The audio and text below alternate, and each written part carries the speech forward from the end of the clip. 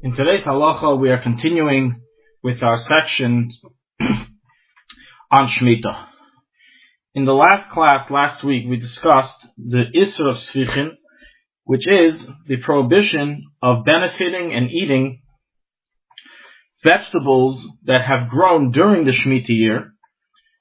And we discussed how this is an Isser d'Rabbanan, and how therefore we must be careful on the market that he purchases vegetables under a proper hashgacha, so you shouldn't, God forbid, stumble on eating non-kosher food, which is defined as vegetables that are considered tzvichin that grew during Shemitah.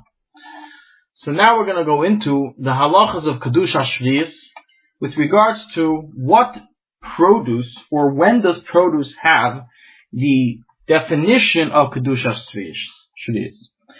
So as we discussed in the first introductory share of the laws of the produce, that there's various halachas relevant to Shemitah produce, such as that you have to have a special Shemitah pach, a Shemitah garbage to throw the leftovers into, or the parts that you don't want, as we will discuss, such as that you can't juice certain foods, you can't change their form, and such as the laws of tzvichin, as we discussed. So when during the Shemitah year does produce have the law of Kedusha Shvius?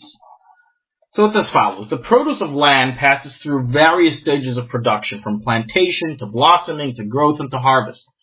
The question is asked, at what stage is something defined as Kedusha Shvius? Meaning, if something grew in the 6th year and is being picked in the 7th year, is it Kedusha Shvius? If something grew in the 7th year and is being picked in the 8th year, is it Kedusha Shvius? Or does it have to be grown and picked in the 7th year to be Kedusha Shvius? So the answer to this is that it really depends on the product, as we will now see. The law by fruits is as follows. All fruits are followed by the time of their blossom, which means the blossoming of the actual fruit on the tree.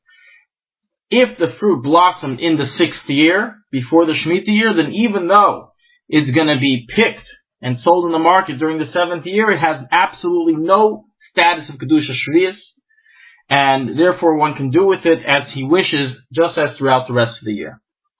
Practically, due to this, most fruits on the market until about mid-January and even towards the summer are not yet Kedusha Shvius, because they are all from previous years blossoming. And it is really only towards the end of the 7th year and beginning of the 8th year that we really start receiving the product of fruits that have the status of Kedusha Shvius, being that they blossom during the 7th year. We can't make a generalization out of this, though, and every single fruit has a list in the list put out by the Rabbanut and available for download on our website in Hebrew. There's a Hebrew list of every fruit and vegetable and the time that they retain their Kedusha Shvius status. For example, avocado begins in the middle of Kislev, in the beginning of December, while oranges only begin in the 8th year, meaning next year. So if one has any question regarding if a fruit on the market is already Kedusha Shvius, or if they're offered a fruit in someone's house and perhaps a Kedusha Shvius, they should look at this list and see when does the Kedusha Shvius begin for that specific product. Regarding vegetables, so by vegetables we follow the time that the vegetable was picked, and this is a major difference between vegetables and fruits. Because of this, the issue of Kedusha Shvius begins with vegetables, in fact, the day after Rosh Hashanah. So since the day after Rosh Hashanah, almost all vegetables on the market were already Kedusha Shvius vegetables. And the reason is because farmers and agriculturists want to give their consumers fresh products. So they don't pick the tomatoes, for example, and then send it a week later. They pick and send the same day.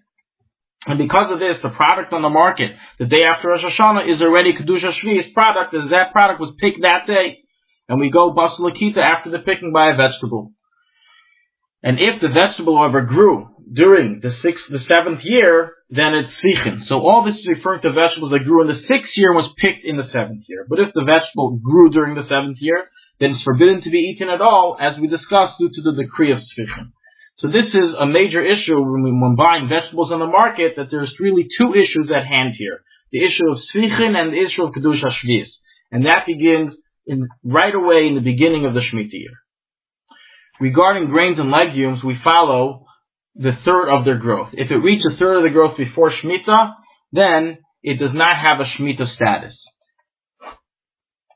practically most grains here in Israel are imported from outside the country, and therefore it is not a problem. And there's actually a list that the Rabbanut puts out regarding all the different fruits and items that are all come from the diaspora and are never a problem during Shemitah.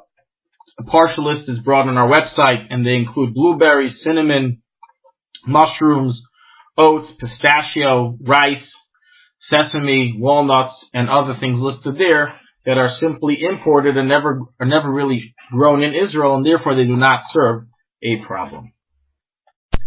Today, Chaf Ma'cheshvan, the 20th of Ma'cheshvan, is the Yom Holedes, the birthday of the 5th Rebbe of Chabad, the Rebbe Rashab, Reb Shalom Dov Ber. It is worthy to note that the Rebbe Rashab's Torah plays a special influence on the setup